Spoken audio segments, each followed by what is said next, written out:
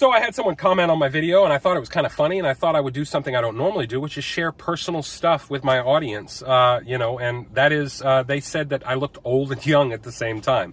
I thought it was kind of funny, but I also thought, there's kind of a couple of good reasons for that.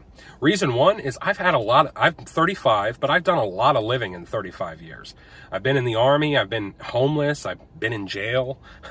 I got stabbed outside Dallas. I got a scar right here where I got stabbed. I've been hit by a car, twice.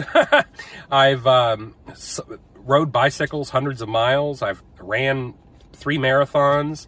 I've done a lot of living in 35 years. I've had 2 kids, had 15 different jobs, all kinds of stuff, right? But the reality is, the other thing is, 15 years ago, I decided to get in the best shape I'd ever been in. I lost about 70 pounds. You can see the photo here. I had abs, man. And I held that shape, that level of fitness, for probably about a good 7-8 years. Okay? Kind of more or less. My weight would fluctuate here and there, but more or less I held that fitness for about, 7-8 years.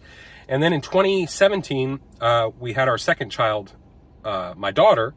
And my wife and I, we started to eat like junk more. We started to go to fast food and eat out more and eat more junk food more frequently than we had been doing. And we both got put on a whole ton of weight. Well, over the last year or so, I've been trying to kind of eat better. I haven't really been exercising as much, but I have, however, been trying to eat better, and I have slowly been losing weight. However, I noticed this time around kind of losing weight, I noticed my face is kind of droopier, more droopy than it used to be, kind of like the dog, the cartoon dog where he's got the jaws. And I noticed my face just sort of droops a little bit more, like the skin hangs more than it used to. But for whatever reason, that's what it is. But yeah, I've done a lot of living in 35 years.